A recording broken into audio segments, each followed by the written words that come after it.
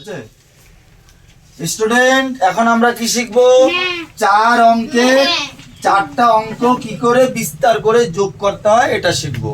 তাহলে আমার সাথে সবাই বলবে, রেডি? গুড। তাহলে প্রথমে আমরা কি করব? একক, দশক, শতক, হাজার লিখে রাখবো।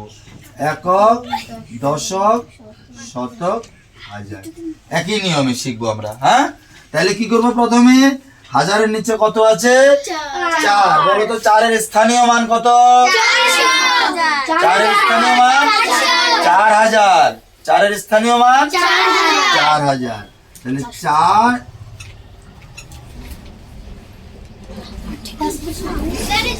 চারের স্থানীয় মান 4000 যোগ 5-এর স্থানীয় মান কত? 500। 2-এর স্থানীয় মান কত? 20। 1-এর স্থানীয় মান কত? হয়ে গেল। এবার পরেরটা করো। 2-এর স্থানীয় মান কত? তার নিচে আছে 2-এর স্থানীয় মান 2000। 8-এর স্থানীয় মান কত? 800। গুড। 1-এর স্থানীয় মান কত? 10।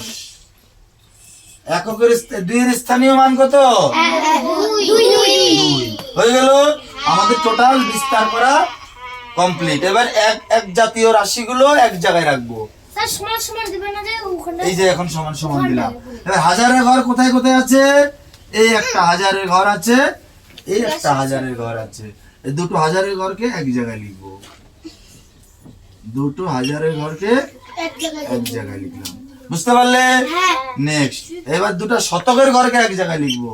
একটা শতক আরেকটা শতক, একটা শতক আরেকটা শতক।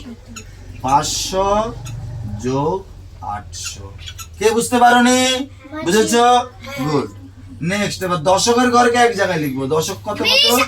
10 20 আর 10 গুড। আর এককের ঘর কত? 1 আর 2। তো প্রত্যেকে সুন্দর বুঝে গেছো। হলো। এইবার হাজার হাজার যোগ করে দাও। 4000 আর 2000 কত হবে? 6000। এই দুটো শতক শতক যোগ করে দাও। 500 আর 800 যোগ করলে কত হবে?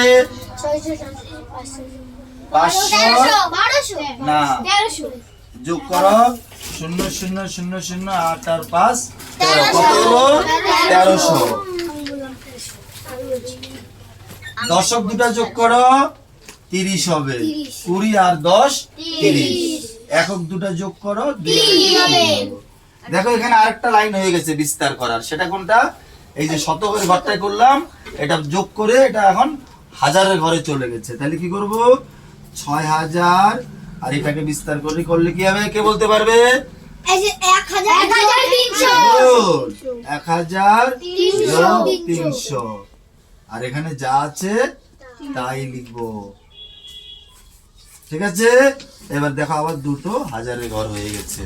6000 আর 1000 7000। এখানে 300 আর এখানে 30, এখানে 3। তাহলে এটা কার ঘর? হাজারের ঘর। এটা শতকের ঘর, এটা দশকের ঘর, এটা এককের ঘর।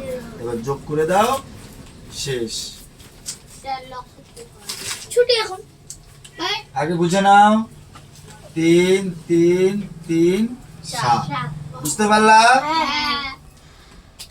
7 3 3 3। এই দুটো এইভাবে আমরা বিস্তার করে অঙ্কটাকে করতে পারি। বুঝতে পারলে? ঠিক।